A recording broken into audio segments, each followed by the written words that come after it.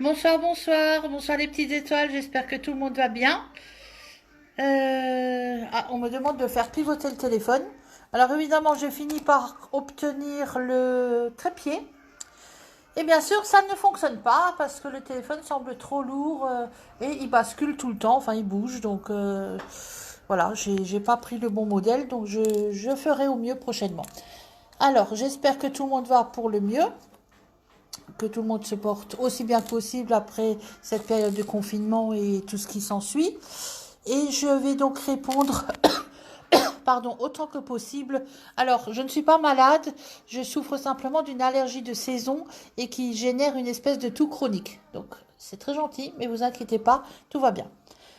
Alors, on m'a posé un certain nombre de questions qu'on peut traiter. Je vais essayer de faire au mieux et d'être là. Salut Alex, j'essayerai d'être la plus claire possible. Alors, les heures miroirs, moi je n'ai jamais trop compris ce que ça a apporté. D'ailleurs, personne ne m'a jamais démontré que ça lui a apporté quelque chose en particulier. Donc, j'avoue que moi, j'adhère pas particulièrement. Maintenant, je ne suis ni pour ni contre. Je ne dis pas que ça n'existe pas ou que ça ne fonctionne pas. Moi, personnellement, ça ne me parle pas. Alors, si ça parle à d'autres, bah écoutez, parfait, tant mieux. Si ça apporte quelque chose, chacun sa méthode ou chacun ses croyances, ça ne me gêne absolument rien. Et je suis plutôt contente de savoir que les signes fonctionnent sur tout un chacun. Mais c'est vrai que moi, c'est quelque chose qui ne me cause pas particulièrement. Je vois pas pourquoi, à 13h13, en particulier, il devrait se passer quelque chose. Je dis pas que c'est pas possible, hein. Je dis simplement que moi, j'ai pas moi, je suis quelqu'un d'assez cartésien finalement. J'aime bien la preuve par trois. Moi, on m'a jamais démontré ce que ça apportait vraiment. Donc, c'est mon avis, ça n'engage que moi. D'ailleurs, à ce propos, je voulais parler aussi de cette histoire de libre arbitre. Alors, tout le monde prône un peu le libre arbitre. Moi, je trouve que dans le libre arbitre, on met un petit peu à boire et à manger et ce qu'on veut. Je suis pas tellement pour. Alors, ça voudrait dire, si je vous prends un exemple très concret, voilà. On me demande, je vis à Marseille, je m'appelle Louis, j'habite à Rogne et je voudrais aller à Strasbourg déposer des œufs à Vénusia. Je voudrais donc prendre l'autoroute.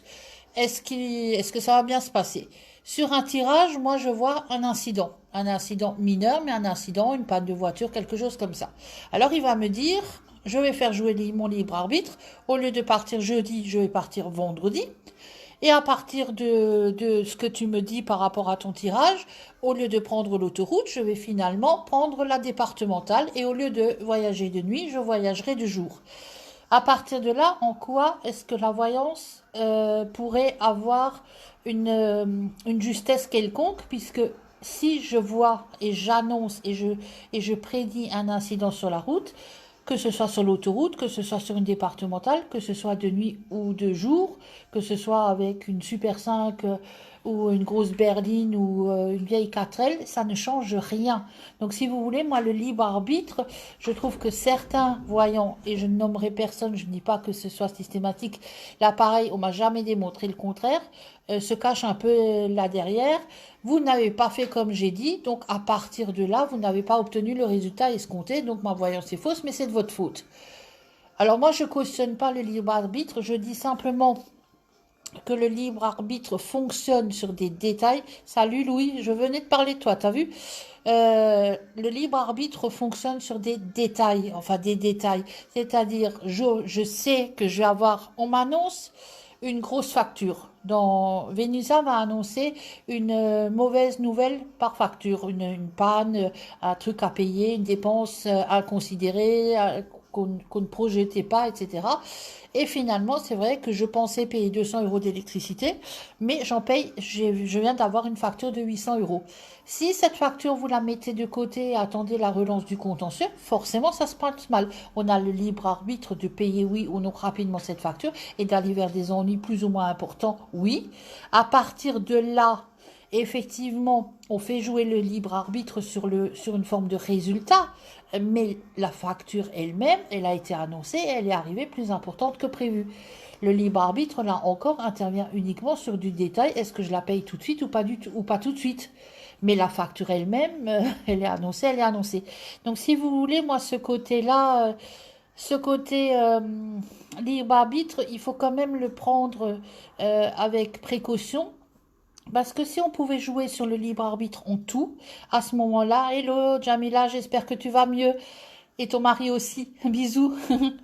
Je peux pas saluer tout le monde, je vous prie de m'excuser. Marie, Sandrine, Louis, tout le monde, coucou. Euh, si on pouvait faire jouer son libre arbitre, oui, fabuleuse, pas tous les jours, hein, mais de temps en temps, ça arrive. Alors, comme tout le monde en fait. Alors, hello Simone. Qu'est-ce que je voulais dire? Je vais vous laisser tous me dire bonjour d'abord, sinon je vais perdre le fil de ce que je voulais dire. Avec mon accent alsacien, mon Dieu. Alors, en fait, le libre arbitre est un peu, c'est un peu, moi je trouve que c'est un côté fourre-tout. Quand un voyant vous dit, vous annonce un truc de ouf et que ça ne s'est pas produit, il va vous dire oui, mais vous avez fait ici et ça fait capoter le truc. Alors là, je suis pas complètement d'accord. C'est si vous n'avez pas suivi, si votre voyant ou voyante vous donne des conseils par rapport à la situation, ne mettez pas de pression. On voit bien sur le tirage que cet homme ou que cette femme ne va pas supporter plus de pression, donc restez calme. Il faut suivre ce conseil, bien entendu, mais ça reste du détail, ça ne changera pas la finalité du couple, de l'évolution du couple, etc. Quand on dit ensuite, mais parce que vous avez fait ci ou ça n'a pas marché correctement, évidemment, non. Évidemment, non, ça ne fonctionne pas. Auquel cas, la voyance n'aurait aucune légitimité d'exister. On dirait à ce moment-là, bah écoute, t'as qu'à prendre la route gauche et tout ira bien. T'as qu'à prendre la route droite, tout ira bien. Puis t'as qu'à faire comme tu veux, n'importe comment, ça ira comme ci et comme ça. Donc, du coup, hello Mélanie. Je suis pas, j'apprécie, hello Laurence, j'apprécie pas, si vous voulez, ce côté fourre-tout du truc. C'est vraiment à considérer avec précaution et à mettre en œuvre que dans certains cas. Quand le voyant vous donne des conseils, c'est uniquement par rapport au tirage pour que vous viviez mieux la situation et que vous puissiez mieux l'aborder, mais ce n'est en aucun cas, eh ben, je suis ravie que vous alliez mieux. Ouf, il était temps, hein, dis donc. Donc, c'est uniquement pour aborder mieux les situations, pour avoir un meilleur état d'esprit, plus de tolérance, plus de patience, plus de bonnes ondes positives, parce que, etc. Ou au contraire, vous préparez à une tuile. Mais la tuile, si elle est annoncée, c'est pas comme ça que vous allez la contourner, si vous voulez. Ni d'ailleurs la bonne nouvelle, on est bien d'accord. Le voyant vous dit quelque chose qui n'arrive pas. Euh, Parce qu'on me dit souvent, oui, mais moi, c'est pas arrivé, ça arrive sur les autres, et moi, il n'y a que le professionnel qui marche, je fais pas l'amour. C'est une question de délai. Nous n'avons pas de délai sur les cartes, on a des indications. Mais par exemple, quand on dit printemps, on ne sait pas le printemps de quelle année. Alors, à force de consulter, hello Christophe, à force de consulter les cartes, on a des indications qui sont plus ou moins précises, mais ça dépend de la personne qui est en face aussi, qui a plus ou moins de patience ou plus ou moins, voilà. On ne peut pas savoir comment ça va marcher exactement. Néanmoins, les finalités sont acquises et si elles ne se font pas, c'est que le voyant il s'est trompé. Un médecin peut faire un mauvais diagnostic, vous pouvez faire une erreur à votre boulot, un comptable peut se tromper dans le bilan annuel, etc. Et ça peut arriver qu'on est faux tout simplement. Et à ce moment-là, il ne faut pas se cacher derrière « Ah mais vous avez fait jouer votre libre arbitre, mais c'est votre libre arbitre, gna gna gna ». Ça ne marche pas. Enfin, à mon sens, et ça n'engage que moi, mais c'est mon avis. Donc à partir de là, hello, coucou, coucou. À partir de là, si vous voulez, ce côté fourre-tout, oui, effectivement, je n'apprécie absolument pas. Moi, le libre arbitre, je dis que ça reste uniquement gérable sur des détails, sur un état d'esprit, sur un comportement à avoir par rapport à la situation, mais c'est tout. Ensuite, certaines voyances fonctionnent et d'autres ne fonctionnent pas. Certaines, on a l'impression, parce qu'elles sortent assez rapidement, la prédiction sort rapidement, que ça va se faire vite, et finalement, ça ne se produit que dans 6 mois, 1 an, 2 ans. Comme d'autres, on a l'impression que ça va se produire que dans 6 mois, et ça s'arrive la semaine d'après. Mais néanmoins, à un moment donné, le voyant peut se tromper, point barre. Ça arrive. Voilà, ça arrive comme tout le monde, on ne peut pas avoir 100% de taux de réussite. Il faut savoir que me concernant, toutes les prédictions que je donne, j'en suis convaincue, sinon je ne les donnerai pas. Je n'annonce jamais quelque chose dont je ne suis pas convaincue. Si après on me dit que j'ai eu faux, oui, j'ai eu faux, ça arrive, voilà. ça peut arriver, voilà. C'est souvent plutôt sur les délais que ça joue, qui sont effectivement extrêmement difficiles à gérer avec précision sur tout le monde. Il y en a sur qui ça marche fabuleusement bien, où c'est juste à la virgule près, et puis il y en a où ça marche très vite sur le pro, mais pas sur le sentimental, et inversement. Et évidemment, quand on attend des prédictions, on est généralement plutôt pressé, donc on a plus tendance à se dire, ah ben c'est faux, c'est pas la bonne période, mais je suis comme ça aussi quand je consulte, il m'arrive de consulter aussi. J'ai déjà d'ailleurs beaucoup consulté dans ma vie parce que je suis fan et que j'aime aussi connaître les autres méthodes. Quand je consulte, j'appelle un professionnel, je me présente sous mon vrai prénom et je règle la consultation comme tout le monde. Voilà. Alors il est vrai que je bénéficie parfois de quelques petites faveurs quand je connais quelqu'un qui va me faire un tarif plus petit, mais je le fais aussi pour certains ou bon nombre, voire tout le monde d'entre vous, etc. Donc si vous voulez, ce côté-là, je tiens quand même à être clair, on ne peut pas mettre n'importe quoi dans la voyance, on peut se tromper, ça arrive, et il n'y a pas mort d'homme non plus, la voyance est une indication quant à l'avenir, on n'a jamais eu la prétention d'avoir juste à 100%, comme le boulanger peut faire une miche de pain de traviole, voilà, ça arrive. Ensuite, vous vouliez savoir par rapport au ressenti au guide. Alors, ça c'est assez rigolo comme question parce qu'on me la pose assez régulièrement. Alors, je ne sais pas comment ça fonctionne pour les autres, mais moi je connais une médium qui entend une voix dans sa tête et effectivement, pour l'avoir vécu avec elle, euh, cette voix lui a donné des indications sur des grands-parents à moi qui étaient décédés avant que moi je ne vienne au monde. Personne, hormis mes parents et mon fils, et encore mon fils, c'est plus compliqué, mais en tout cas, hormis mes parents, ne pouvait connaître ces détails-là, des détails physiques. Alors pour être très précise, la maman, donc ma grand-mère est décédée quand ma propre mère n'avait que 3 ans. C'est-à-dire que ma propre mère ne l'a pas connue, ne s'en souvient pas. Et cette femme a décrit, avec cette voix qu'elle entend dans sa tête, a décrit très précisément le physique de cette femme, donc de ma grand-mère, qui était très particulier. Donc, je ne peux pas dire que les guides, etc., ça n'existe pas. Moi, je n'entends pas de voix, je n'ai pas d'image, j'ai pas de photos, j'ai pas de film qui défile. J'ai tout de suite la réponse qui s'impose dans ma tête, soit je sais, soit je sais pas, mais je vérifie toujours avec les cartes, avec la numérologie, l'astrologie. Alors l'astrologie n'est pas Hello Sandra, bisous, gros gros gros bisous aujourd'hui ma Sandra. Alors la qu'est-ce que je voulais dire? Si vous voulez la voyance, moi je sais ou je sais pas. Je préfère vérifier. L'astrologie, j'ai mis du Barry White, ouais, j'aime bien. Ça m'inspire bien, Barry White. Je fais des journées à thème, une journée Barry White, une journée Lenny Kravitz, une journée James Blunt, journée Julien Doré, évidemment, voilà, dont je ne me lasse pas. Alors, je reprends. On va y arriver. Je vais me groupir, promis. Si vous voulez les guides, etc., tout ça, ça existe, je le sais, je l'ai vécu. Moi, je n'en bénéficie pas. L'astrologie me donne un point de repère. On sait très bien que comme je fais les horoscopes, si quelqu'un me téléphone à propos d'un cancer, ou d'un capricorne, ou d'une vierge, je vais savoir que cette semaine-là, astrologiquement, ce signe-là est mal aspecté. Non, je n'écoute jamais Mylène toute la journée, ça me fout ça me file le bourdon, Louis. Je vais pas écouter Désenchanté toute la journée. Voilà. J'écoute quand même plutôt des trucs plus positifs. Shadé, j'écoute souvent aussi. Donc, si vous voulez, l'astrologie va donner un plus. Sachant qu'évidemment, comme ce n'est pas personnalisé, comme je ne dispose pas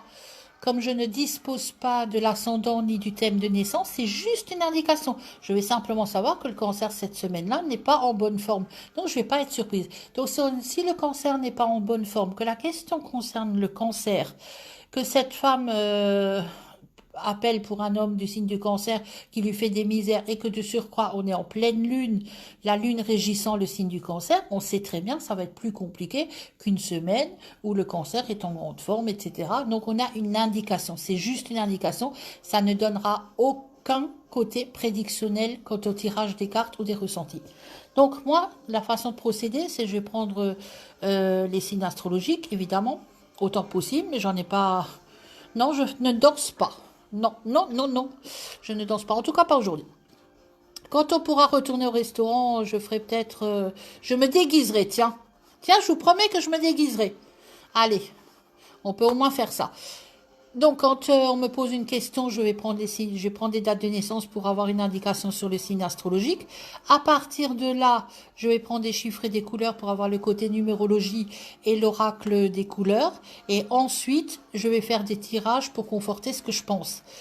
Mais quand on me pose la question, moi j'ai la réponse tout de suite. Si je ne l'ai pas, je vais attendre. C'est pour ça que parfois aussi certaines personnes attendent un peu plus longtemps que d'autres leur tirage parce que des fois j'ai besoin d'y réfléchir parce que la réponse n'est pas venue tout de suite, que 2 jours après elle est toujours pas là, que je relis la question, qu'en faisant le ménage, qu'en sortant mon chien, etc. j'y pense et que ça vient pas. Et je ne force rien. Si j'ai pas de réponse, je ne réponds pas parce que je ne sais pas. Je vais pas répondre d'ânerie. Tôt ou tard, la réponse s'impose, mais c'est pas forcément immédiat. J'appuie pas sur un bouton. Alors évidemment, 98% des fois, des cas, ça marche, évidemment. Et il arrive que de temps en temps, ben non, j'ai un blanc, feuille blanche, et puis voilà, c'est comme ça. Mais l'astrologie, dans ce cas de figure, n'est absolument pas prédictionnelle. La numérologie les plus, donc on part de l'astrologie vers la numérologie, vers l'oracle des couleurs, puis l'oracle, le tarot persan de Madame Indira, ou d'autres selon le cas, si je les trouve plus adaptés ou pas. Voilà, donc ça fonctionne exactement comme ça. Je n'ai pas de guide dans ma tête, je n'entends pas de voix, je n'ai pas de film. Il m'arrive de faire des rêves prémonitoires, mais ça ne concerne que mon entourage très proche, ou alors à l'échelon mondial. J'avais par exemple rêvé du 11 septembre, j'avais rêvé une fois d'un attentat dans la bande de Gaza, mais évidemment le souci c'est que même si si j'arrive maintenant à situer dans quelle partie du monde ça va se produire, etc. Malheureusement, on ne peut pas sauver les gens. Et je rêve toujours de choses assez négatives quand ça concerne le monde. Donc, j'avoue que j'ai du mal à le supporter. Et je le comprends pas tout de suite. Je le comprends quand ensuite c'est arrivé. Je me dis voilà, c'était mon rêve, ça correspond à 300%. Mais quelle horreur, etc. Moi, ce qui m'a après l'attentat, les avions aux USA en septembre, les 2 tours qui sont tombés, j'avais arrêté la voyance parce que j'avais rêvé de ça très précisément. Je l'avais pas compris. J'ai fait une grosse pause de presque un an parce que ça m'avait rendu malade en me disant que j'avais vu ça. Je l'ai pas compris, que j'ai pas pu aider, j'ai rien pu faire, j'ai pu sauver personne. Alors maintenant, j'ai accepté qu'on peut pas sauver forcément quelqu'un et qu'on peut pas forcément aider. Quand ça concerne les proches, c'est plus facile parce que on est prévenu, donc on peut préparer les gens. Ça concerne aussi les clients, etc. Enfin, les consultants. Donc, si vous voulez, quand on voit, si j'ai une dame qui va me demander l'issue d'une situation qui est très néfaste, etc. Et si je fais un rêve là-dessus, c'est rare, mais ça arrive à ce moment-là, je peux prévenir. Néanmoins, ça n'empêche rien. C'est pas le fait d'être prévenu, simplement on peut mieux le vivre. Voilà, c'est tout. Ça peut atténuer certaines facettes, mais rien de plus. Ensuite, donc les guides, etc. Alors, j'ai déjà eu j'appelle ça des fulgurances. Il peut m'arriver de balancer quelque chose sans y réfléchir, et ça se fait. Allez savoir pourquoi. J'avais dit à un ami un jour, en regardant sa petite fille de 4 ans, elle finira à Marseille avec un homme typé, etc. Quand elle sera grande, c'est le cas. J'avais annoncé, me concernant, que je resterai 5 ans, et puis c'est tout avec quelqu'un, ça a duré 5 ans et 2 mois. Allez savoir pourquoi. Mais à l'instant T où je le dis, je n'ai pas conscience que c'est une voyance. Voilà, je le balance comme... Donc les voyances, si vous voulez, s'imposent à moi. Je dis toujours que c'est comme faire pipi. Je sais que c'est pas beau, je vous demande pardon, mais ça vient ou ça vient pas. Il y a pas de miracle. Ça marche et puis c'est tout. J'ai pas d'explication rationnelle. Ça fait 17 ans que ça marche, voire plus, et j'ai pas d'explication rationnelle. Et effectivement, quand ça ne marche pas, c'est que soit j'ai faux, voilà, et puis faut l'assumer et c'est tout. Qu'est-ce que vous voulez savoir d'autre? Alors les tabous, les interdits. Alors évidemment, je ne traite pas les, comment ça s'appelle, je ne traite pas les mineurs. Donc savoir si un petit garçon de 4 ans, quel métier il fera plus tard, c'est pas possible, c'est trop loin.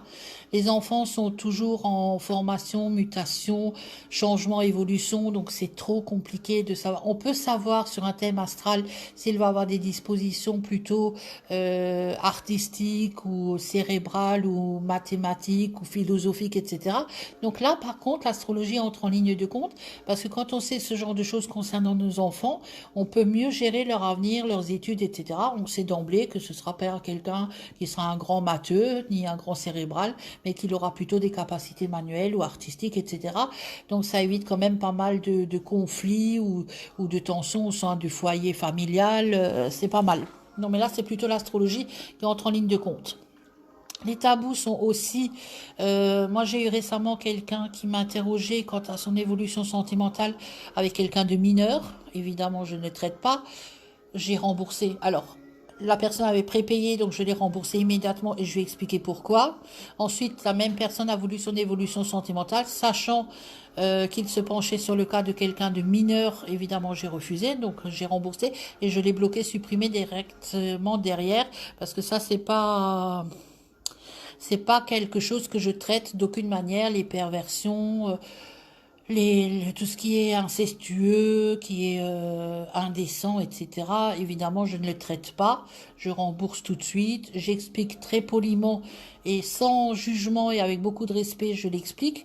Je ne donne pas mon point de vue sur la question, mais je l'explique de façon professionnelle que déontologiquement, je ne traite pas les mineurs, que je ne traite pas les perversions sexuelles, etc. Donc ça, c'est tabou, c'est interdit. Voilà, ça c'est hors de question. Qu'est-ce que je ne fais pas d'autre? Alors évidemment aussi le rapport aux morts est compliqué. Si c'est un consultant, une consultante que je connais bien qui me dit mon grand-père est en fin de vie, il est dans des soins palliatifs, il est hospitalisé et moi je dois faire un voyage professionnel ou d'agrément, etc. Mais j'ai peur de ne pas le revoir. Est-ce que je dispose de suffisamment de temps pour revoir mon grand-père ou est-ce que je décale ou annule mon voyage? Ce genre de choses, je réponds, mais uniquement à quelqu'un que je connais bien, quelqu'un qui est suffisamment bien dans ses baskets pour l'aborder, l'assumer et le gérer. Si c'est quelqu'un qui est en grande détresse, qui est assez faible psychologiquement, évidemment, je ne réponds pas à la question, je dis que je ne traite pas les décès, les maladies, etc. Donc voilà, ça dépend de qui pose la question aussi, et ça dépend aussi de mon ressenti par rapport à ça. Alors, y avait-il quelqu'un dans ma famille avec un don? Ben, je ne sais pas, parce que comme mes grands-parents sont morts, sont décédés malheureusement pour la plupart, avant que moi je ne décède, sur les grands-parents, je n'ai pas de... On ne sait pas, j'ai demandé à mes tantes qui sont plus âgées que mes parents, et on n'a pas de réponse par rapport à ça. Je sais que ma grand-mère paternelle, si vous voulez, mon grand-père a été très malade puisqu'il avait, il avait fait l'objet d'une délation durant la guerre avec les Allemands et il a été mis dans un centre. Enfin voilà, il a été mis dans un centre, il a été mis dans un four pour être très précis. Et quand il est revenu, il ne faisait plus qu'une quarantaine de kilos. Et ensuite, il est tombé très malade. Et ma grand-mère courait les marabouteux et les guérisseurs, etc. pour tenter de gagner du temps par rapport à ça. Et donc, si vous voulez, je sais que dans ma famille, tout le monde y croit. Enfin, en tout cas, n'est pas ferme à ça. Mes tantes sont très aller fréquenter des maîtres Reiki, des chamans, faire ce genre de choses, du magnétisme, etc. Mais est-ce que quelqu'un dispose réellement d'un don? À ma connaissance, je ne sais pas. Je pourrais pas vous dire ni oui ni non, mais on n'en a pas connaissance en tout cas. Donc, en tout cas, je suis la première où il est vraiment révélé, où il est mis en œuvre au quotidien. Voilà. Alors, qu'est-ce que vous vouliez savoir d'autre? Les connexions. Alors, est-ce que je me connecte facilement aux clients? Alors, j'ai jamais de jugement. Déjà, de nature, je n'ai pas de soucis avec la religion, la nationalité, etc. Donc ça, c'est pas dans mon caractère. Du tout, alors vraiment du tout. Et de surcroît, quelle que soit la question posée, moi je dis qu'il n'y a jamais de question bête. Si je sais la gérer, je le dis. Si je ne sais pas la gérer, je le dis exactement de la même façon. Ça me pose pas de problème. Et si je ne capte pas quelqu'un, ça arrive extrêmement rarement. Je crois que ça a dû arriver 4-5 fois. Ça a dû arriver 4-5 fois. Je le dis ouvertement. Je dis, écoutez, je vous capte pas, je sens rien, j'y suis pas, et puis voilà. Alors, la première séance professionnelle, tu veux dire? Je veux dire recevoir à mon bureau, puisqu'au début je recevais à mon bureau, alors j'avais environ 36 ans. Sachant que l'astrologie, je l'avais démarré à 16-17 ans, puisque je montais déjà les thèmes de toutes mes copines. Et ensuite, je m'étais acheté un petit jeu de cartes pour savoir si le samedi soir, si on sortait, si on allait passer une bonne soirée ou pas. Et plus tard, si on allait choper ou pas. Et si ça allait durer ou pas. Et si Freddy me trompait ou pas, etc. Donc c'était rigolo.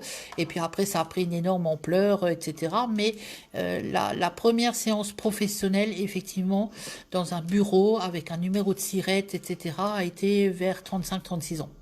Voilà. Parce qu'avant, j'étais secrétaire de direction, donc si vous voulez, il fallait que j'ai un carnet de rendez-vous rempli, etc. Pour, je m'étais donné un an pour réussir ou pour rater. Bah écoutez, je suis toujours là. Donc voilà, tout va bien. Alors pareil pour la maladie. C'est pas un sujet tabou, mais ça dépend aussi de qui pose la question. Si c'est quelqu'un qui moralement est assez faible et qui va poser une question, qui va poser une question très particulière, mon mari a un cancer, est-ce que je dois me préparer, mais qui est très clair, qui a besoin de savoir pour s'organiser, etc., et qui me semble assez équilibré, je vais répondre.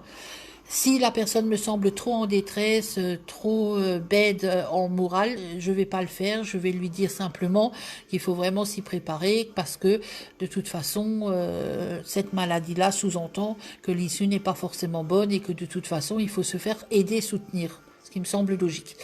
Vous avez d'autres questions qu'est-ce que vous aimeriez que j'aborde encore ce que j'avais noté. Donc les heures miroirs, hein, désolé, moi c'est pas mon kiff.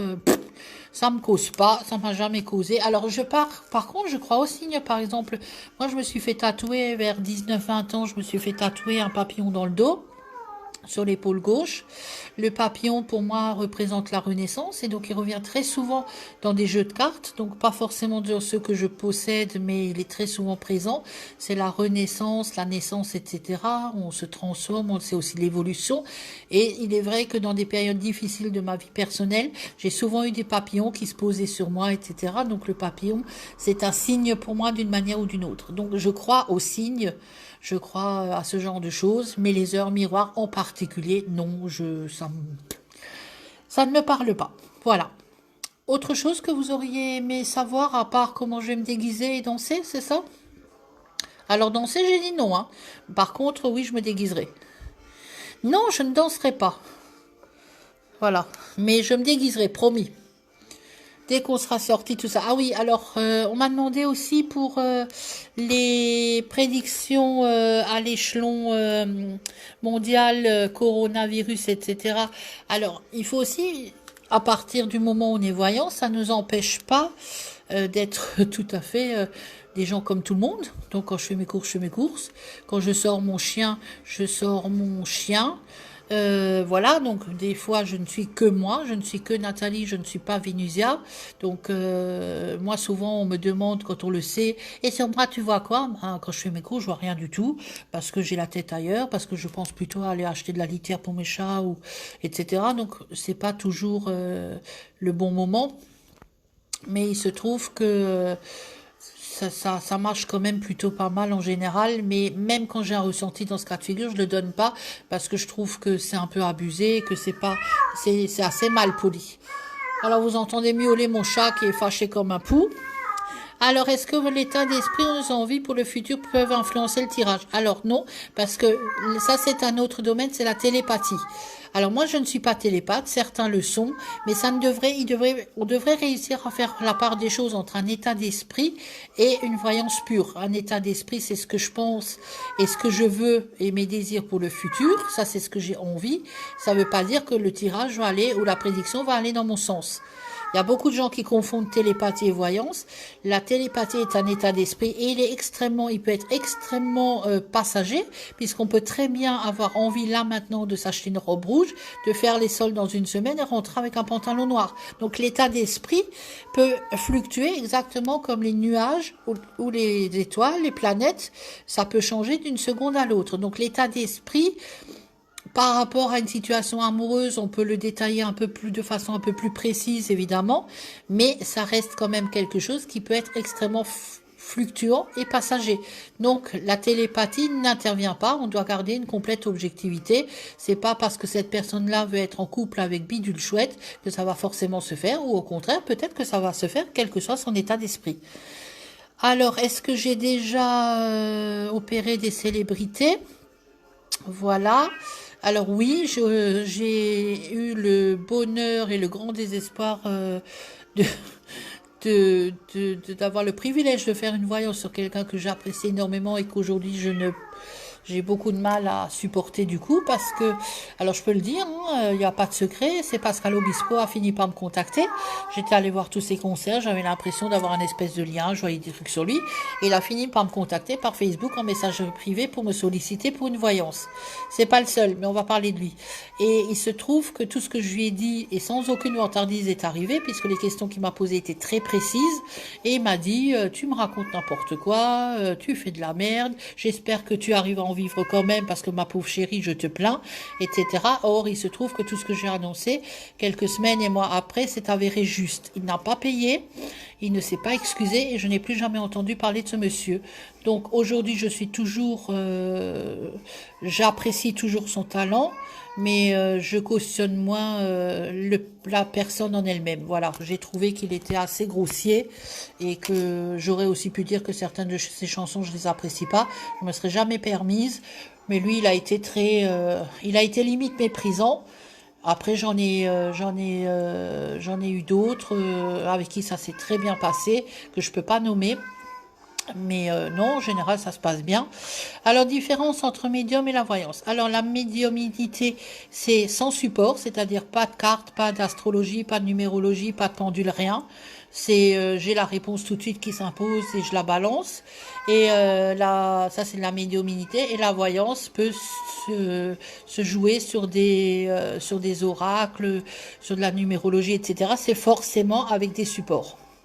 Oui, en plus, il a été très, très désagréable. Hein. Il m'a dit, ma pauvre, telle qu'elle, hein, ma pauvre fille, j'espère que tu as un plan B pour changer de métier. C'est pas comme ça que tu vas gagner ta croûte. Voilà. Voilà. Donc, donc oui, alors, qu'est-ce que vous aviez comme autre question? Donc, lui, la télépathie, non. Séance avec les célébrités. Alors, contact défunt, oui et non, parce que quand on me le demande, je peux en avoir, mais je peux pas le promettre. C'est-à-dire que quand on me demande de rentrer en contact avec quelqu'un, il m'est arrivé de l'avoir très facile. Et il m'est arrivé que ça marche pas, donc j'ai pas de garantie. Voilà, j'ai pas de garantie sur est-ce que effectivement ça va fonctionner ou pas. Est-ce qu'effectivement je vais réussir à contacter la personne sollicitée, je sais pas. Ben pourtant il est du même signe que toi, Louis, hein. Voilà. Il est du même signe que toi, c'est un bon petit Capricorne. Moi, j'ai beaucoup aimé. Moi, j'ai fait tous ses concerts. Il a même fait une chanson qui est absolument magique, qui s'appelle Il y a un ange, où il y avait que du bleu, etc., où je me sentais très inspirée, etc. C'est dommage, quoi. C'est vraiment dommage. C'est dommage. Disons que ça a cassé le mythe, quoi. Moi, j'étais tellement heureuse de pouvoir lui parler. Ça a un peu cassé le délire, mais enfin, bon, c'est pas grave. Je suis toujours là quand même. Voilà. Donc oui, voilà. Donc on a la médiumnité, les défunts, tout ça. Ça c'est un autre débat si vous voulez. Il n'y a pas de magie si vous voulez. Enfin si, c'est magique. C'est-à-dire ça marche ou ça marche pas. On peut pas le préméditer. Moi je peux pas. Si maintenant Marie me demande de voir sur un défunt de sa famille s'il peut y avoir un contact, un message, je vais pas pouvoir dire oui c'est sûr je vais réussir à te faire ça. Donc je ne fais pas payer d'avance. Je fais payer sur résultat en essayant d'avoir un détail qui pourrait parler à la personne qui consulte. Et si j'arrive pas à entrer en contact avec, je le dis très franchement. Après, c'est pas la chose que je pratique le plus souvent. Je suis très franchement, c'est pas forcément mon méga kiff. J'aime bien le faire, mais j'aime bien le faire dans certaines circonstances. Donc, quelqu'un qui a perdu un enfant, quelqu'un qui a perdu un conjoint brutalement, etc. Maintenant, revenir en arrière sur quelqu'un qui est décédé il y a 50 ans, d'une tata défunte, ça c'est plus compliqué, je trouve ça moins intéressant, ça me parle moins déjà à moi en tant que personne. Si ça me parle pas à moi en tant que personne, c'est forcément aussi plus difficile. Si vous voulez, sur les voyances, on est toujours, on fait évidemment preuve d'énormément d'objectivité, de tolérance, pas de jugement, respect, tout ça.